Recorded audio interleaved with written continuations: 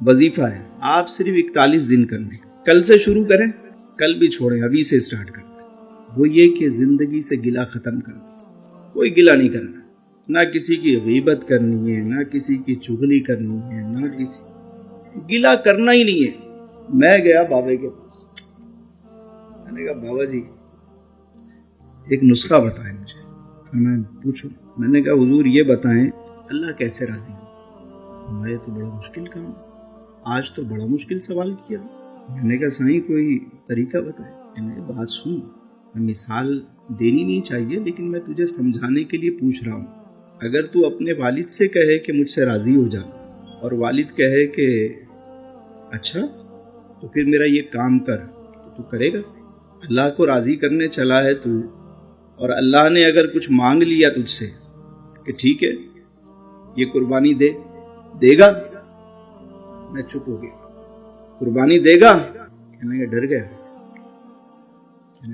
اس کو راضی کرنے جو چلے ہیں نا، اگر اس نے قربانی مانگ لی تو کیا کرو گے؟ میں چپ ہو گیا۔ کہنے آسان حل بتاؤں، اس کا ایک آسان حل بھی ہے۔ میں نے کہا وہ بتا دیں۔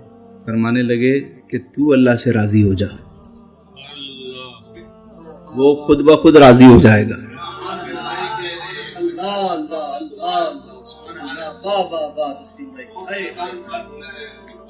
یہ تو آسان ہے نا۔ اللہ بندے سے کب راضی ہوتا ہے؟ جب بندہ اپنے رب سے راضی ہو جاتا ہے۔ گلہ چھوڑ دے، شکوہ چھوڑ دے۔ وہ کہتے مخلصی ہے کہ یاروں کی بزم سے غیبت نکال دیں تو فقط خاموشی بچے۔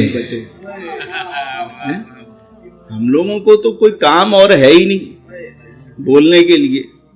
ہمیں تو کسی سیاسی پارٹی کی برائی کرنی ہے، کسی فلاں کی کرنی ہے، کسی مذہبی کی کرنی ہے۔